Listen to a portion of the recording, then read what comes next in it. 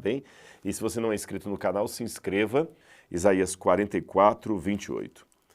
E acerca de Ciro, diz o Senhor, acerca de Ciro, Ciro nem tinha nascido ainda, o profeta já o chama pelo nome. Essa é uma das profecias mais assertivas da Bíblia, porque o profeta não apenas fala do evento, mas anuncia até o principal personagem desse evento, dezenas e dezenas e dezenas de anos antes do personagem nascer.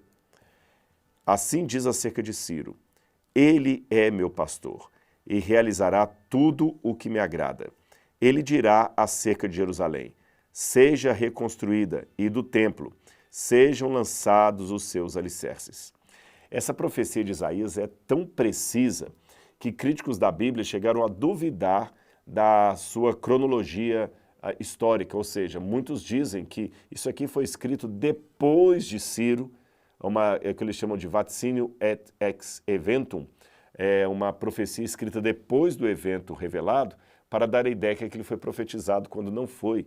Tal é o desespero dos críticos da Bíblia em tentar explicar como que Isaías pode ter acertado aquilo, sendo que esses críticos, na maior parte deles céticos, não acreditam na inspiração profética da Bíblia. Mas Isaías vai mais além. Nas palavras do Senhor, ele chama Ciro de ungido, de Messias. Olha aqui, Isaías 45, verso 1. Assim diz o Senhor ao seu ungido, a palavra hebraica é Mashiach, que significa ungido, Cristo, a Ciro, cuja mão direita eu seguro com firmeza. Isso aqui que Isaías falou. Então, quando Ciro veio com os persas, e como eu falei, foi muito emocionante para mim visitar o túmulo de Ciro lá no Irã, quando você vê Ciro chegando com o exército persa e decretando que todos aqueles que Babilônia havia levado como fala assim, levado como deportados, né? Levado em exílio, essa palavra que eu estava buscando. Todos aqueles que os babilônios levaram como exílios terão agora, por decreto persa, o direito de voltar para suas cidades. E esse texto aqui, esse exemplar aqui da arqueologia, ele é muito importante nesse sentido porque ele confirma exatamente aquilo que a Bíblia apresentava. Esse cilindro, ele foi encontrado quebrado, como você está vendo, ele tem uma parte quebrada aqui, a parte de trás dele também está quebrada, estão vendo, olha? Então, os arqueólogos só puderam ler essa parte aqui que está mais bem preservada. Esses tipos de cilindros, eles eram construídos geralmente, deixa eu me ajustar aqui para ficar certinho, eles eram geralmente feitos como se fossem documentos, anais de um reino. Por exemplo, você não tem hoje em cartório as laudas de reuniões, às vezes tem várias atas de reuniões são colocadas no cartório.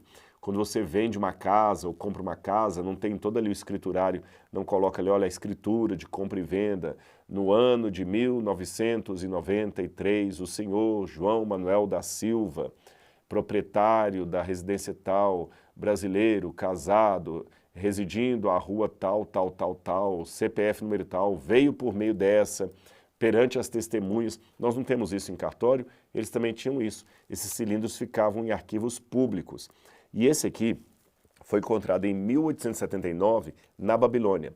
Quem descobriu esse artefato foi um local, um iraquiano chamado Osmud Hassam.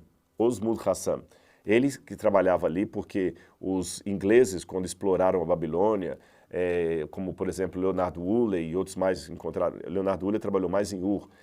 Quem trabalhou na Babilônia, naquela região ali, foi Robert Coldway, que na verdade ele era alemão, e antes dele você teve Henry Layard, que era inglês. Então o Layard era inglês, Coldway era alemão, ou Coldway, né, como eles dizem, era alemão.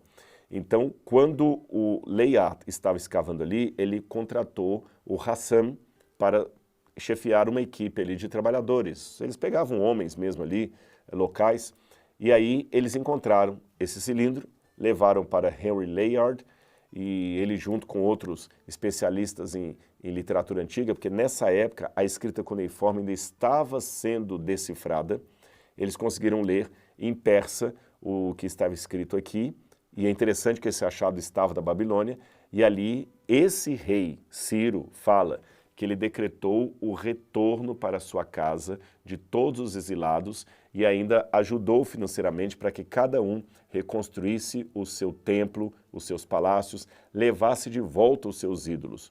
Como os judeus não tinham ídolos, o que retornou para eles foi parte do tesouro, do ouro, parte, não no todo. Algumas coisas se perderam para sempre, mas outras coisas foram levadas para o templo de Jerusalém. Nesse mesmo contexto arqueológico, foi encontrado também um outro cilindro chamado Crônicas de Nabonido. Nabonido foi o último rei da Babilônia.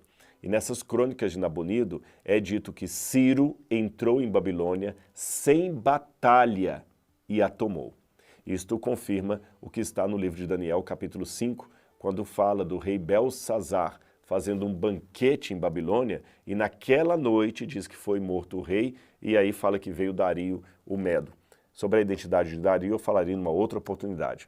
Mas nós temos aqui um artefato arqueológico que mostra a historicidade da Bíblia, dá contexto para a passagem bíblica e também nos orienta a ver como a arqueologia ajuda na compreensão da palavra de Deus.